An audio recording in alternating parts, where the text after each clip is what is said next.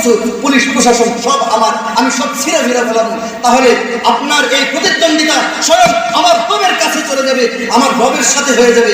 হাদিসের মধ্যে আছে অহংকার হলো আল্লাহ তাআলার চাদর। কেউ যদি রবের চাদর নিয়ে টানাটানি করে এর প্রতিফল তাকে গ্রহণ করতেই হবে। যেমন ফিরআউন অহংকারী হয়েছিল, তাকাব্বুরি হয়েছিল, সে তার কর্তৃত্ব হারানোর ভয়ে সে স্বপ্নে দেখেছিল যে এক যুবকের কাছে তার কর্তৃত্ব হারাবে।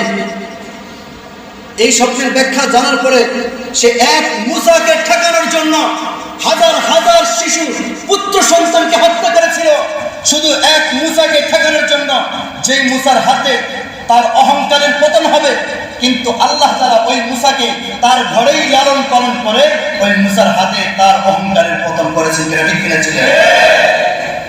তাহলে আমি যদি অহংকারী হই, অহংকার পতনের মূল, অহংকার আমাকে পতন করে দিবে। আর আমি হব বিনয়ী, আমি হব আদর্শবান, আমি হব চরিত্রবান, তাহলে আমার পতন হবে না, বরং আমি যতদিন বেঁচে থাকবো ততদিন জাতি আমাকে মাথার মুকুট বানায় রাখবো। এরপরে আমি মৃত্যুর পরে জাতি আমার জন্য কান্না করবে, আমার জন্য দোয়া করবে। আল্লাহ তাআলা আমাদেরকে যে আলোচনা করা হয়েছে, যে আখলাকগুলো আল্লাহ তাআলা শিক্ষা দিয়েছেন কোরআনের মাধ্যমে, এই চরিত্র আখলাক অর্জন করে আমল করবার তৌফিক দান করেন। সকলে বলেন আমিন।